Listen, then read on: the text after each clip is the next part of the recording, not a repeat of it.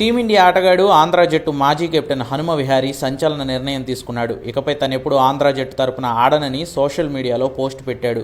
రంజీ ట్రోఫీలో మధ్యప్రదేశ్తో జరిగిన quarter final మ్యాచ్లో ఆంధ్ర జట్టు 4 పరుగుల తేడాతో ఓడిపోయింది. ఆ తర్వాత విహారీ ఈ సంచలన నిర్ణయాన్ని వెల్లడించాడు. విహారీ నిర్ణయం వెనక ఓ ఆటగాడితో జరిగిన గొడవ కారణమని అర్థమవుతోంది. ఈ విషయాన్ని హనుమ విహారీనే తన సోషల్ మీడియా పోస్ట్లో వెల్లడించాడు. ఈ సీజన్లో బెంగాల్తో జరిగిన మొదటి మ్యాచ్లో కెప్టెన్గా వ్యవహరించిన తను ఓ రాజకీయ నాయకుడు కుమారుడిపై అరిచినందుకు తన కెప్టెన్సీనే వదులుకోవాల్సి వచ్చిందన్నాడు హనుమ విహారీ. బెంగాల్తో జరిగిన మొదటి గేమ్లో విహారీ కెప్టెన్ కాగా ఆ గేమ్లో ఆడుతున్న 17వ ఆటగాడిపై అరిచానని చెప్పాడు. దీంతో ఆ ప్లేయర్ అతని తండ్రికి ఫిర్యాదు చేశాడన్న విహారీ అతను పొలిటీషియన్ కావడంతో ఆంధ్ర క్రికెట్ అసోసియేషన్ మీద ఒత్తిడి తెచ్చి తనను కెప్టెన్సీ నుంచి తప్పించేలా చేశాడన్నారు.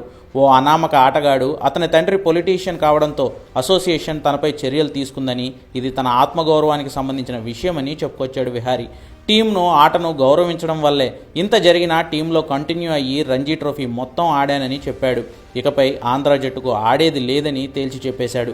జట్టు సభ్యుడి పేరును విహారీ వెల్లడించకపోయినా wicket keeper batter KN Prithviraj social మీడియాలో స్పందించాడు.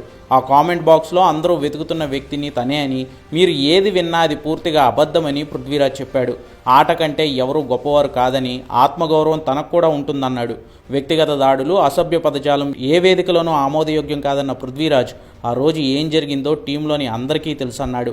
ఇక ఈ సానుభూతి గేమ్స్ ఆపై సోకాల్డ్ ఛాంపియన్ అంటూ ఓ బూతు పదం కూడా వాడాడు. అయితే పృథ్వీరాజ్ ట్వీట్పై స్పందించిన హనుమ విహారీ తన్నే టీం కెప్టెన్గా కొనసాగించాలంటూ టీం మొత్తం సంతకాలు పెడుతూ ఆంధ్ర క్రికెట్ అసోసియేషన్కు రాసిన లేఖను ట్వీట్ చేశారు.